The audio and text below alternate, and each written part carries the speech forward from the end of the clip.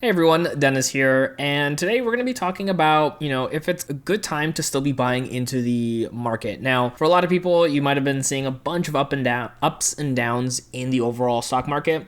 You could even see just in this last week, my portfolio has been down, but in the month it's been up, and the quarter it's been down, and it could be a real headache for a lot of investors because it's like you don't know where the market's going, if it's worth investing, should you be putting in your money now, should you wait? All these different factors that are coming into play as far as questioning, what you should be doing, especially if you've been doing it for a while, or even if you've been doing it just for a very short while. Now, there's a couple really important things that we should talk about. One is really kind of considering like what your time horizon is, right? Because when you're looking at the market kind of like stagnating, right? Like just you can see from right over here, like it's just kind of flatlined for the last quarter, and then if we go over to the year, you can almost kind of tell where the market really started to drop, because even though I was constantly investing, this thing is just kind of stayed pretty flat. It's gone up a little bit, and then you can see this downturn again. And what this causes for a lot of people is frustration, like being annoyed because they put their money in and then tomorrow it's worth less. So you can see here, if I go into like my purchases right over here, I bought some on Monday. I'm just going to give you this example. So I bought Home Depot, and I bought it for $310.97 because I put in $100, and M1 Finance lets you do fractional shares, right? And then on the 12th, so just the next day, I bought another $150 worth at $309. Obviously not a big difference there, but it was cheaper. And I think even since buying it, if we go in here, just to kind of give you some ideas, it's now $306. So you can understand why a lot of us get frustrated with this whole process, because you're like, well, I bought in and then the price keeps going down, right? You hear it a lot with investors of like catching the falling knife. Like, as the prices keep going down, is it a good time to buy or should you wait? And for me, it comes obviously down to, what are your intentions? If you're trying to time the market, that might be very difficult to see, your prices going down as you're buying. But if you're somebody like myself who is intentional with going the long term when it comes to investing, I'm totally okay. And I'm going to show you why here too. So again, you can see here in my all-time, right here, this is the current state that we're in. But I want you to like kind of look at this chart. And obviously when you look at this, it's starts with $100 and then it starts going up. But like you could see, or was that May of 2020? Or not May, sorry, it was February of 2020. So this right here is the downfall from the 2020 market going down. And obviously it's very small because there's not a lot of money in the account compared to now, but it's quite literally a blip in the process, right? And then if you go to like October to November, it was a pretty big downturn as well in the market with elections and everything. So there was a little dip there. And then there was a dip in May of 2021, and you can just kind of see it right over here. And it just looks really small. Then there's kind of like a situation here where it was just kind of like sitting around not doing much in October of 2021. Then we had a nice spike at the end of the year, and then we had that downturn. And the reason I wanted to go over that is to show that it's going to happen very often where we're going to get downturns, or we're going to get things just sticking around the same price points, and it can seem like nothing is moving around. But I want to show you, if we go into Seeking Alpha, a lot of companies do this. And one of them that I have in my portfolio is Lockheed Martin.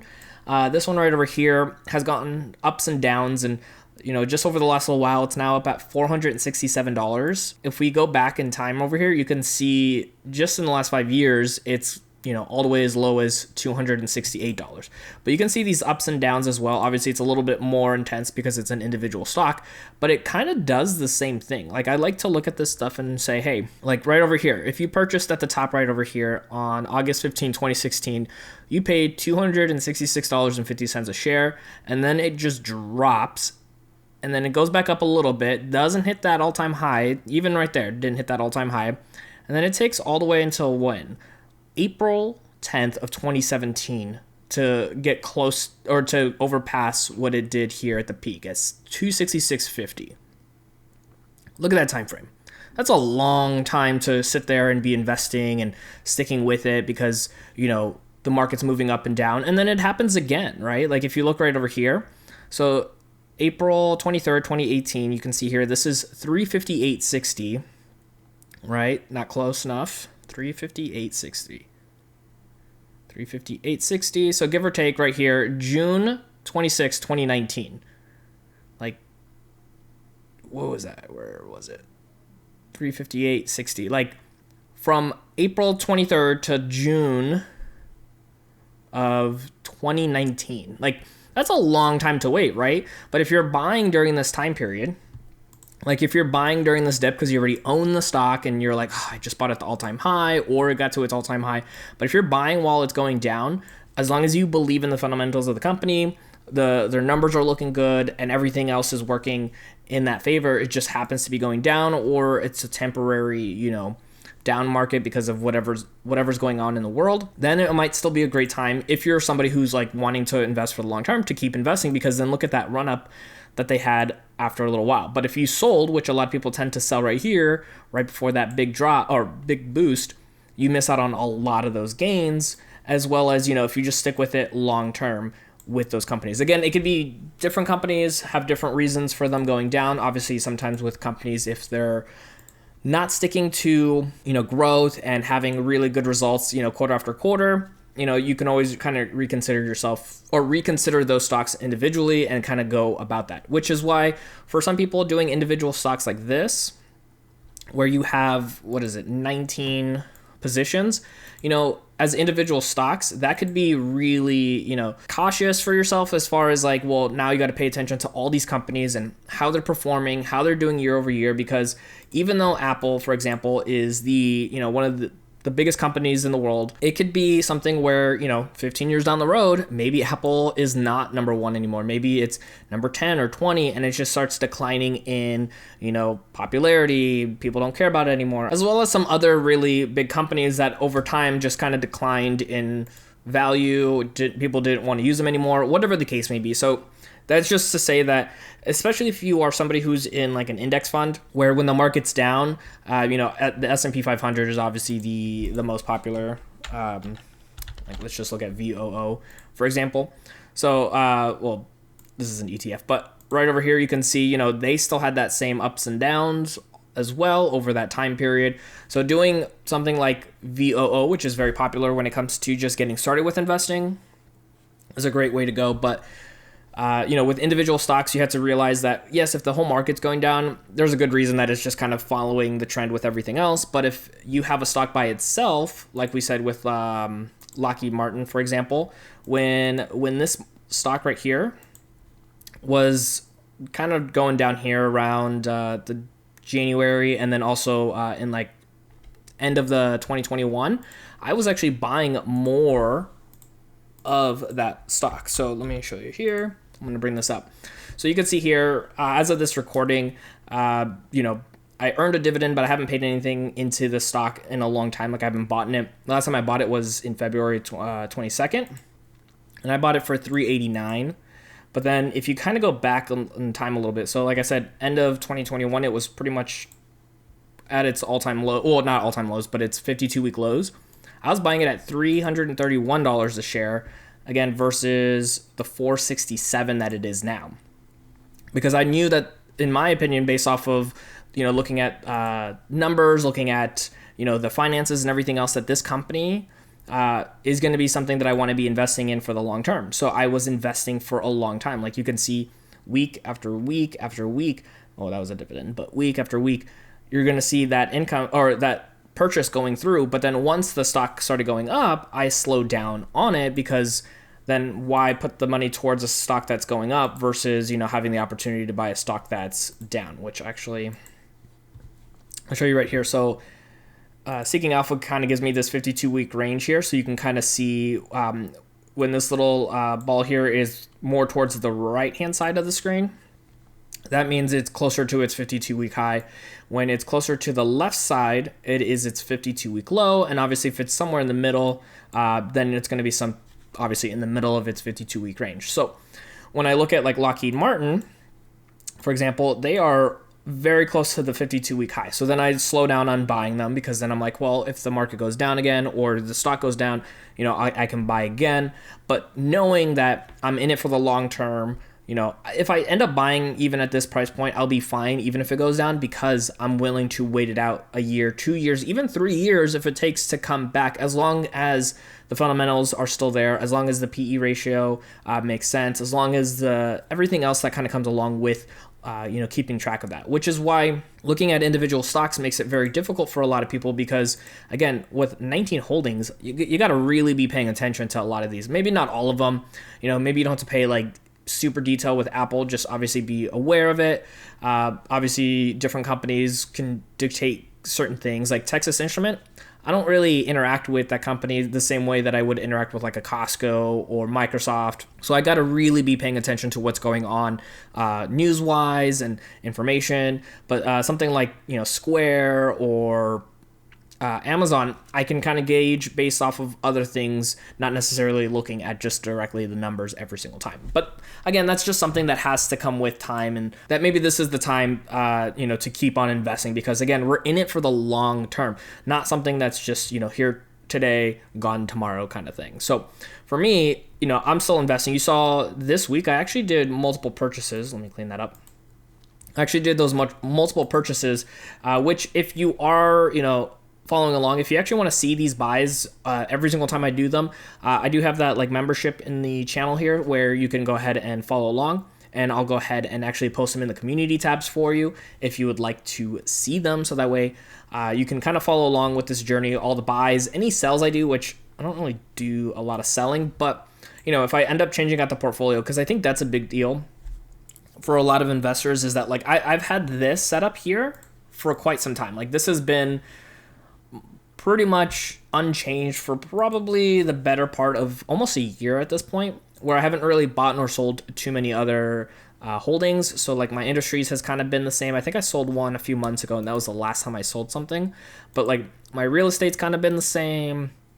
My finances hasn't changed too much. I did buy into Block. Obviously it's down pretty significantly, so we'll see how that goes. And then like our tech, retail, and growth have all been the same stocks in those funds or in those slices for such a long time that I'm like, not much of that's going to change. But maybe ideas change, maybe the fundamentals of some of these companies do change. So then I have to reconsider, like, do I want to keep them, or do I want to move them over to something else, or do I want to be a little bit more focused on just not having to deal with a lot of it and go with like VOO, because that will be another thing too.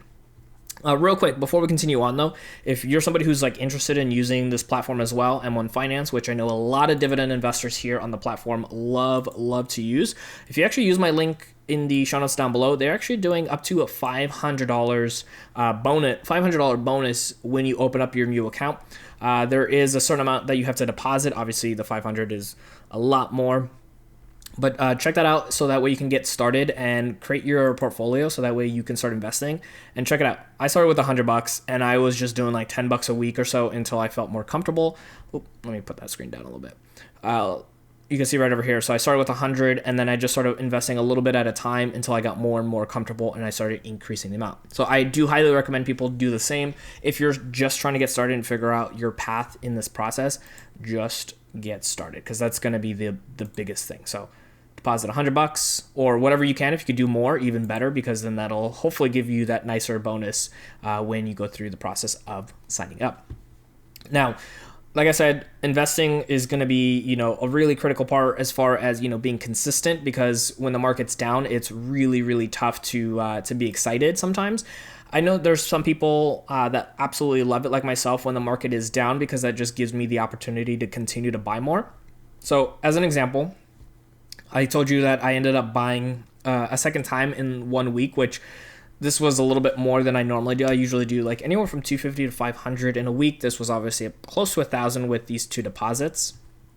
But I saw a good opportunity, because if you saw in the last week, our portfolio was down about 3.83%, which is about almost $2,800. So I wanted to put in close to that $1,000. I don't know why it was $999.99, but kind of put in because it was a good week to buy. But if we go to the weeks prior, I was doing a smaller amount. So for me, when the market is kind of going up at a pretty rapid pace, I slow down on the purchases.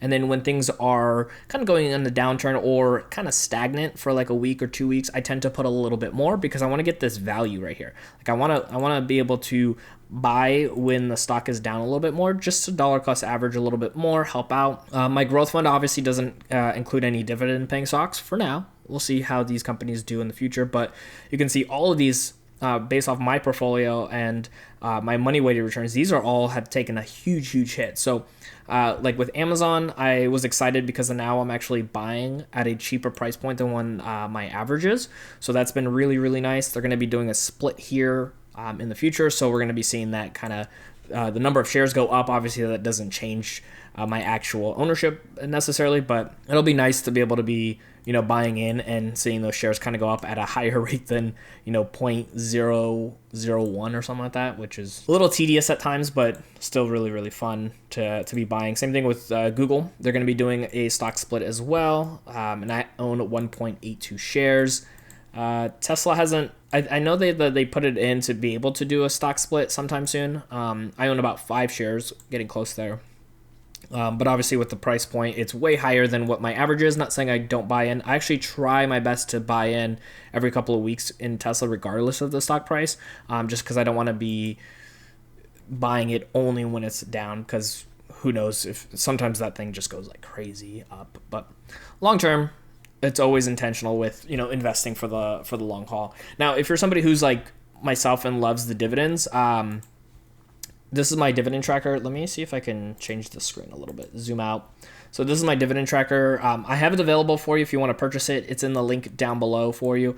It's a one-time thing. I mean, I just put it together.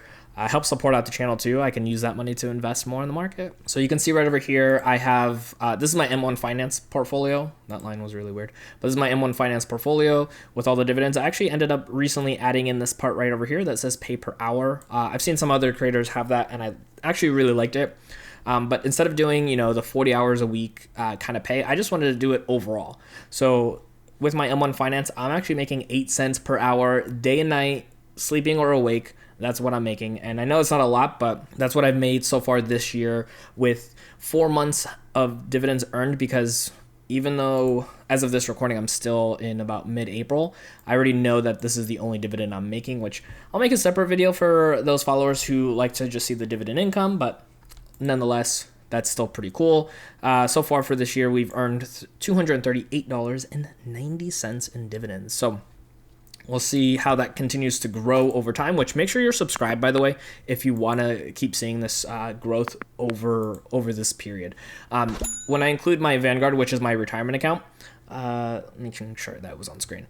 So right over here, you can see that my pay per hour is actually 18 cents when I include my dividends from Vanguard, because they do pay out a little bit more, because I had quite a bit more in there before starting my M1 Finance. But hey, I'm making 18 cents an hour, day or night, awake or asleep, and I am loving it. It'll be exciting one day to get to $1 an hour, just absolutely doing nothing. So that'll be really fun and awesome to see.